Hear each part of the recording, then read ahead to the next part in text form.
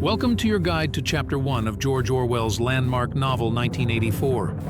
As we embark on this journey together, imagine this: a chilling world where every action, every word, and even every thought is under surveillance. That's the reality for the citizens of Oceania, and it's where our story begins. This isn't just a tale of dystopian fiction. It's a profound exploration of power, freedom, and the human spirit. So, let's dive in. Chapter 1 introduces us to Winston Smith, a seemingly ordinary man with unordinary thoughts. It's a cold day in April, and the clocks are striking 13, a first hint that we're entering a world where even time doesn't adhere to our expectations. Winston returns to his home, Victory Mansions, only to be greeted by a poster reminding him that Big Brother is watching you.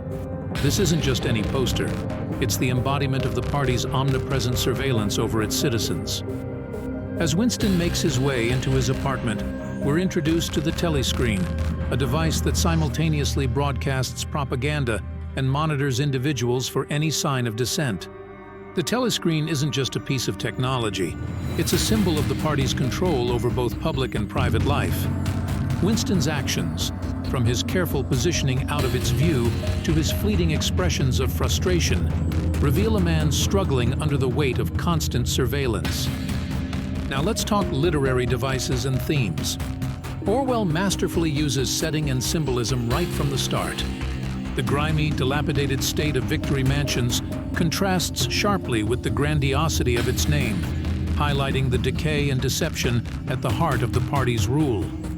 The omnipresent posters of Big Brother serve as a constant reminder of the party's surveillance and control, instilling fear and obedience among the populace. Foreshadowing is another key device Orwell employs. The very act of Winston positioning himself out of the telescreen's view hints at his rebellious spirit and foreshadows his future actions. Similarly, the mention of the thought police introduces us to the terrifying reality that even rebellion in thought is punishable. But perhaps the most significant literary device at play is irony. The name Victory Mansions itself is steeped in irony, suggesting triumph and luxury, yet representing decay and oppression. The party's slogans, "War is peace," "Freedom is slavery," "Ignorance is strength," are prime examples of Orwell's use of paradoxical statements to highlight the absurdity and contradiction inherent in the party's propaganda. As you reflect on Chapter 1, consider the themes of power, control, and resistance. Winston's world is one where history is rewritten, language is manipulated, think newspeak, and even the past isn't safe from alteration. This manipulation of reality serves not just as a means of control, but as a way to undermine the very essence of truth and individuality. In wrapping up our exploration of Chapter 1, remember that Orwell isn't just telling a story. He's warning us of the dangers of totalitarianism, of unbridled power, and of the erosion of individual freedoms. Winston Smith's journey begins with subtle acts of defiance, a diary hidden from the telescreen's gaze, a moment of hesitation before the overwhelming images of Big Brother. These small acts are the seeds of rebellion, sown in the fertile ground of human resilience and the desire for freedom.